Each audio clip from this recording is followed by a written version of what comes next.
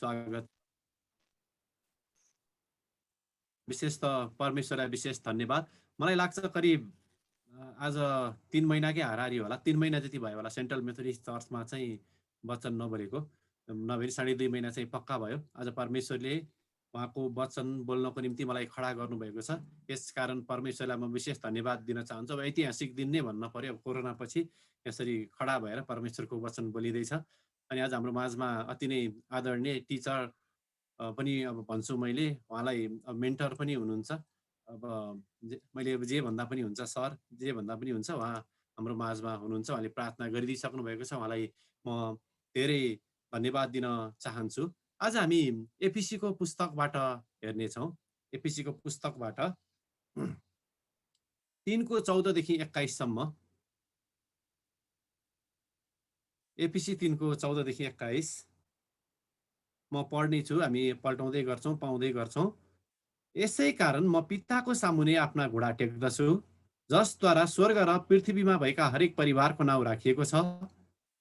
म प्रार्थना गर्छु कि उहाँको महिमाको सम्पत्ति अनुसारको शक्तिले उहाँका आत्माद्वारा भित्री मनुष्यत्वमा तिमीहरूलाई शक्तिशाली पारुन् र विश्वासद्वारा ख्रिस्ट तिमीहरूका हृदयमा वास गरून् र प्रेममा जरा गाडिएका र दरिला भएर सबै सन्तहरूसँग चौडाइ, लम्बाइ, उचाइ र गहिराइ के रहेछ सो बुझ्ने शक्ति प्राप्त गर्न सक र ज्ञानलाई माथ गर्ने ख्रिस्टको प्रेमलाई थाहा पाउन सक, ताकि परमेश्वरको सारा पूर्णताले तिमीहरू भरिपूर्ण हो।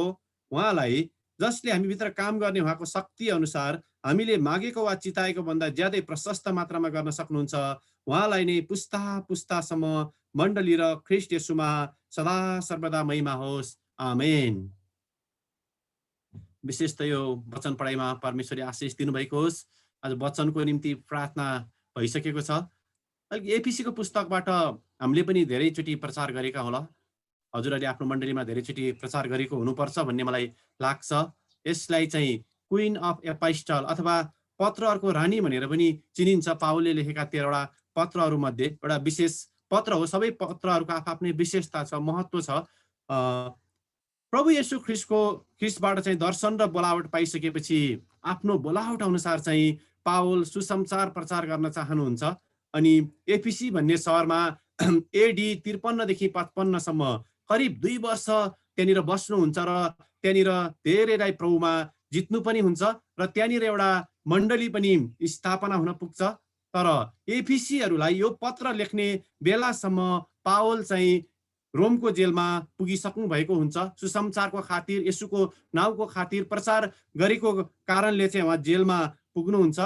अनि एफिसस छोडेको करिब 7 वर्षपछि बाइबल विद्वानहरूको भनाइ अनुसार रोमको जेलबाट एडी 62 तिर चाहिँ यो पत्र चाहिँ पावलले लेखेको कुरा हामी पाउँदछौँ। विशेष त एफिसीको पत्रमा अथवा पुस्तकमा हामीले हेर्यो भने यहाँनिर विशेष गरी ख्रिस्ट र मण्डलीको विषयलाई जोड दिएको हामी पाउँदछौँ।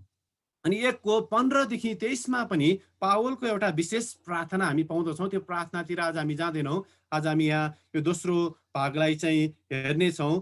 पावल चाहिँ विशेष गरी चाहिँ एफिसीहरूले चाहिँ प्रभु येशू ख्रिस्टलाई चाहिँ राम्रोसँग बुझेको चाहना गर्नुहुन्छ। त्यही भएर ज्ञानलाई पनि माथ गर्ने त्यो ख्रिस्टको प्रेमलाई चाहिँ बुझेको चाहनुहुन्छ। अनि आज मैले वचनको शीर्षक नै ख्रिस्टलाई बुझ्नु भन्ने विषयमा दिएको छु। अब हामी यत्रो वर्ष भइसक्यो सेवकाई गरेको, ख्रिस्टलाई नै नबुझी के सेवकाई गर्यो होला र भन्ने पनि हामीलाई कहिलेकाहीँ लाग्छ। कहिलेकाहीँ मलाई आदरणीय माधव सरले भनेको कुरा याद आउँछ। उहाँले भन्नुहुन्छ सेवकाई गरेको 30 वर्षभन्दा बढी भइसक्यो, तर पनि still sometime I in confuse भन्नुहुन्छ। उहाँले चाहिँ अब 30 वर्ष सेवकाई गर्दा कहिलेकाहीँ चाहिँ कन्फ्युजनको अवस्था आउँदो रहेछ, दोधारेपनको अवस्था आउँदो रहेछ। मैले गरेको सेवकाई ठिक छ त, के साँच्चीकै मैले बोलावट पाएरै गरेको हो त, के म सेवकाई नै गर्दैछु त? कहिलेकाहीँ त प्रभुप्रति नै अविश्वास आउने समय पनि हुने रहेछ हामीहरूको। अब सेवकाई गर्दै गयो, कतिपय आपद विपद समस्या अब यस्ता कठिनाइहरू आउँछन्। अनि के हो भनेको जस्तो प्रार्थना गर्दाखेरि पनि समस्याहरू समाधान हुँदैनन्, यस्ता परिस्थितिहरू आउने रहेछन्। अनि मैले चाहिँ आज शीर्षक ख्रिस्टलाई बुझ्नु भन्ने विषयमा दिएको छु। आज पावलको होइन, विशेष गरी म यो एफिसीको यो पुस्तककै प्रचार गर्न चाहन्छु। तर पनि हामीले अलिकति पृष्ठभूमि बुझ्दाखेरि पावलले चाहिँ जहिले पनि येशू केन्द्रित जीवन जिएको हामी पाउँदछौँ, क्राइस्ट सेन्ट्रिक जीवन जिएको। हुयामाई, म को हुँ र मैले विश्वास गरेको मेरो प्रभु को हुनुहुन्छ भनेर पावलले एकदम राम्रोसँग बुझेको पाउँदछौँ। त्यही भएर सबै पत्रहरूमा चाहिँ म येशू ख्रिस्टको दास, प्रेरित हुनलाई बोलाइएको यस्ता शब्दहरू चाहिँ चलाएको। हामीहरूलाई थाहा छ दमस्कसको बाटोमा चाहिँ क्रिस्चियनहरूलाई सताउन हिँडेको एउटा अति नै जोसिलो व्यक्ति साउल बाटोमा चाहिँ प्रभु येशूबाट दर्शन पाइसकेपछि ऊ चाहिँ अब ख्रिस्ट भक्त भएर निस्कन्छ, ख्रिस्टको प्रचार गर्ने भएर निस्कन्छ। उसको जीवन परिवर्तन हुन्छ दमस्कसको बाटोमा। प्रेरित 9 अध्यायतिर त्यसपछि हामी ती कुराहरू पाउँछौँ। त्यही परिवर्तन हुनुभएको साउल जो चाहिँ पाउल हुनुभयो, उहाँले एफिसीहरूलाई यो पत्र लेखेको कुरा हामी पाउँछौँ। आजको यो पत्रको हामीले कन्टेक्स्टलाई अलिकति अझ विचार गर्यो भने चाहिँ एफिसीमा चाहिँ त्यो एफिससमा चाहिँ धेरै जस्तो अन्य जाति क्रिस्चियनहरू थिए अथवा गैर यहुदीहरू, यहुदी बाहेक अरू जातिहरूबाट चाहिँ परिवर्तन भएर क्रिस्चियन भएका थिए। त्यही भएर 2 र 3 को यो एफिसी 2 र 3 को चाहिँ आधा जति भाग चाहिँ पावल चाहिँ एउटा ग्रेट ट्रान्सफर्मेसन, तिमीहरू आफ्ना पाप र अपराधहरूद्वारा मरेको बेलामा परमेश्वरले तिमीहरूलाई जीवित पार्नुभयो। एकपटक तिमीहरू परमेश्वरका थिएनौ तर अब परमेश्वरका भएका छौ।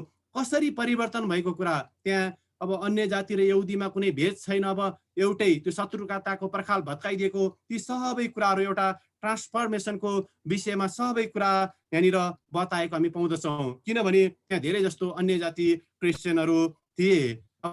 चाहिँ उहाँले चाहिँ कसरी बताउनुहुन्छ त भन्दाखेरि we all are the children of God. अब हामी सबै परमेश्वरका सन्तान हौँ ख्रिस्टको कारणले चाहिँ अब हामी एउटै परिवारका हौँ। र 3 अध्यायलाई चाहिँ उहाँले प्रार्थनाद्वारा कन्क्लुड गरेको अथवा सिद्धाएको 3 को 14 देखि 21 लाई चाहिँ प्रार्थनाद्वारा चाहिँ सिद्धाएको चाहिँ हामी पाउँछौँ। यद्यपि त्यतिखेर अध्याय भन्ने कुरा हुने थिएन, हामीहरू सबैलाई थाहा छ। यसै कारण भन्ने चाहिँ यहाँनिर 3 को 14 मा हामी पाउँछौँ। यसै कारण ख्रिस्टको रगतले एक भएको कारण, एउटै परिवार भएको कारण, परमेश्वरको सन्तान भएको कारण चाहिँ। अनि यहाँनिर हेऱ्यो भने 14 मा हामीले हेर्दाखेरि यसै कारण म पिताको सामुने आफ्नो घुँडा टेक्दछु। अलिकति ग्रीक ट्रान्सलेसनबाट अथवा मोडर्न ट्रान्सलेसन अनुवादबाट हामीले हेऱ्यो भने यसै कारण हाम्रा प्रभु येशू ख्रिस्टका पिताको सामुने आफ्ना घुँडा टेक्दछु भन्ने अनुवाद हामी पाउन सक्छौँ। यद्यपि हामीले पढ्ने बाइबलमा हाम्रा प्रभु येशू ख्रिस्टका पिता भन्ने कुरा छैन। म हाम्रा प्रभु येशू ख्रिस्टका पिताको सामुने घुँडा टेक्दछु।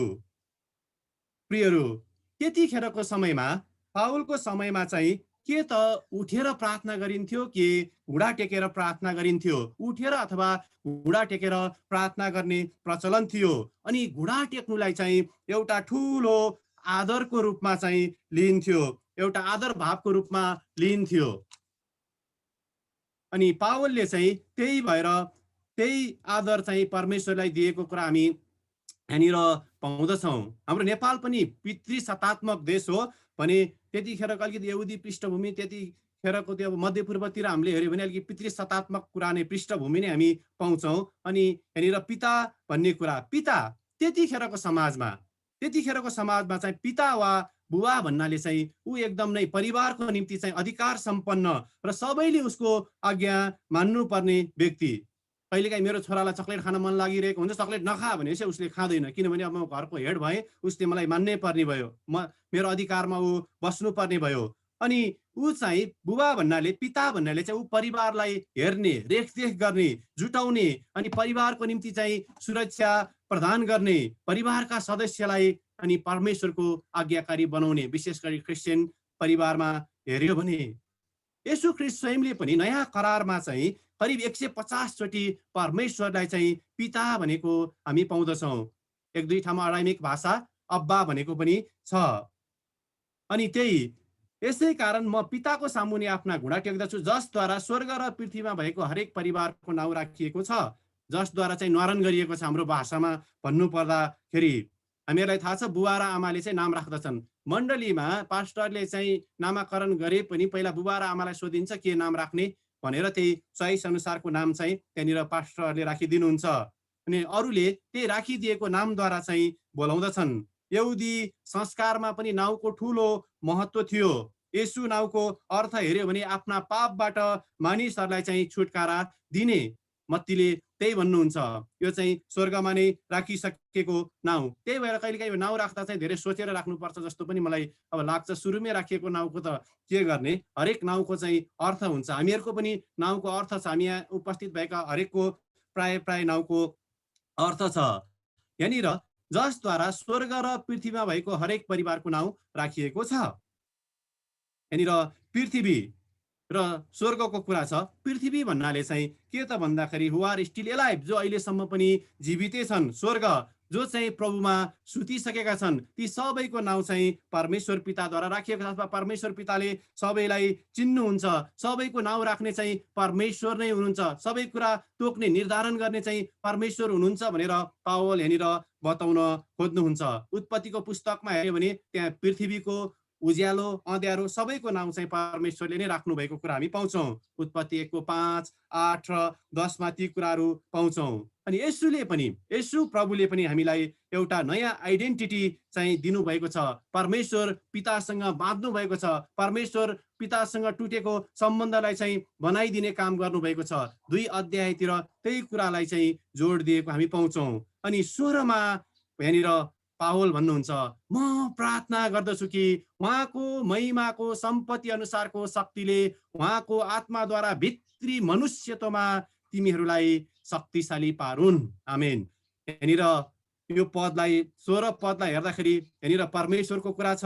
होली स्पिरिट पवित्र आत्माको कुरा छ। यहाँनिर इनर म्यान भित्री मनुष्यत्वको कुरा छ। यहाँनिर शक्तिशाली पारुन्, शक्ति तिमीहरूलाई भित्री मनुष्यत्वमा शक्तिशाली पारुन् भन्ने कुरा छ। यहाँनिर शक्तिशाली पारुनलाई चाहिँ ग्रिक शब्द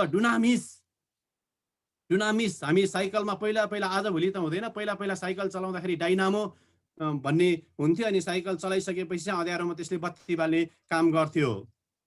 त्यो डाइनामो डुनामिसबाटै आएको, पावर भनेको यो डुनामिसबाटै आएको हो। अनि यो डुनामिसको अर्थ चाहिँ हामीमा एउटा त्यस्तो शक्ति जो पवित्र आत्माले दिनुहुन्छ।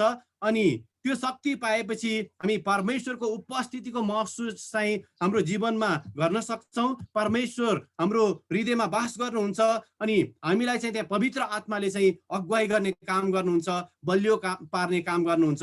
त्यस्तो शक्ति जसको शक्तिशाली अभ्यास चाहिँ विश्वासीले मात्र गर्न सक्दछन्। यो गैर क्रिस्चियनले यहाँ यो भनेको यो शक्तिशाली पारुन भनेको त्यस्तो खालको शक्तिको अभ्यास चाहिँ गैर क्रिस्चियनहरूले गर्न सक्दैनन्। यो चाहिँ क्रिस्चियनहरूले मात्र गर्न सक्दछन्। हामीले मात्र म चाहिँ परमेश्वरको सन्तान हुँ भनेर भन्न सक्छौँ। परमेश्वर हामीसँग हुनुहुन्छ भनेर भन्न सक्छौँ। म एक्लो छैन भनेर भन्न सक्छौँ। जब पवित्र आत्माले हामीमा काम गर्नुहुन्छ त्यसपछि मात्र हामी भन्न सक्छौँ म चाहिँ एक्लो छैन, परमेश्वर मेरो साथमा हुनुहुन्छ। त्यही भएर पावलले फिलिप्पीकै त्यो 4:13 भन्नुहुन्छ कि उहाँमा म सबै कुरा गर्न सक्छु जसले मलाई शक्ति दिनुहुन्छ। सबै कुरा कहिलेकाहीँ यो उहाँमा म सबै कुरा गर्न सक्छु भनेलाई मिसइन्टरप्रिटेसन पनि पाइन्छ। अब सबै कुरा गर्न सक्छु भनेको म कोही मानिस चाहिँ लङ्गडो छ भने तुरुन्तै हिँडाइदिन सक्छु, सबै चमत्कारै गर्न सक्छु भनेको हिसाबले पनि क्रिस्चियनहरूले अनुवाद अलिकति इन्टरप्रिटेसन गरेको पाउँछौँ हामी। तर मलाई चाहिँ त्यस्तो लाग्दैन।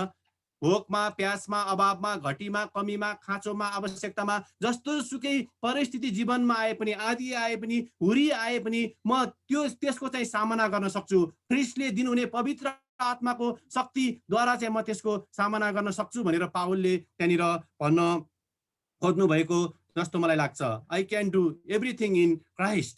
उहाँको महिमाको सम्पत्ति अनुसारको शक्ति। कस्तो अचम्मको प्रार्थना। यहाँनिर प्रार्थना नि परमेश्वरको महिमाको सम्पत्ति, इन्फाइनाइट, नगन्ने, कसले गर्न सक्ने परमेश्वरको महिमाको सम्पत्तिलाई। त्यही कुरा खनाउनलाई चाहिँ विश्वासीहरूलाई खनाउनलाई चाहिँ यहाँनिर पावलले प्रार्थना गरेको हामी पाउँदछौँ।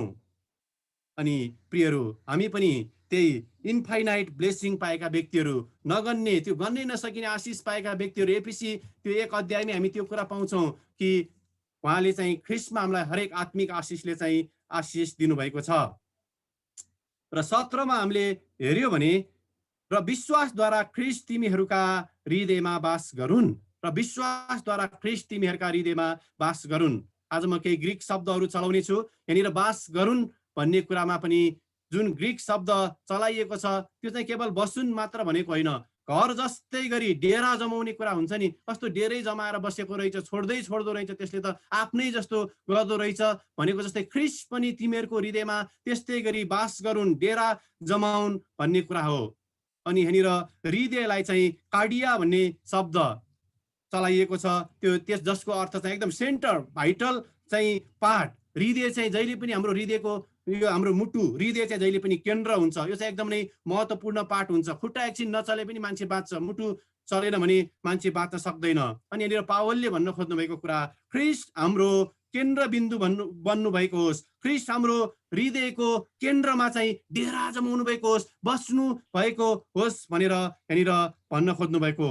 जब प्रियहरू येशू ख्रीष्टलाई चाहिँ हाम्रा विश्वासीहरूले राम्रोसँग चिन्छन्, आफ्नो हृदयको केन्द्र बनाउँछन् भने अनि उनीहरूले चाहिँ येशूको नाउँको घोषणा चाहिँ सजिलैसँग गर्छन्। यदि उनीहरूले ख्रीष्टलाई हृदयमा चाहिँ बसाउन सकेनन्, केन्द्रबिन्दु बनाउन सकेनन् भने येशूको नाउँको घोषणा गर्न सक्दैनन्। यहाँनिर विश्वासद्वारा भन्ने कुरा हामी पाउँछौँ। यो विश्वासद्वारा पनि यो ग्रिक शब्द पिस्टिस चलाइएको छ, फेथ।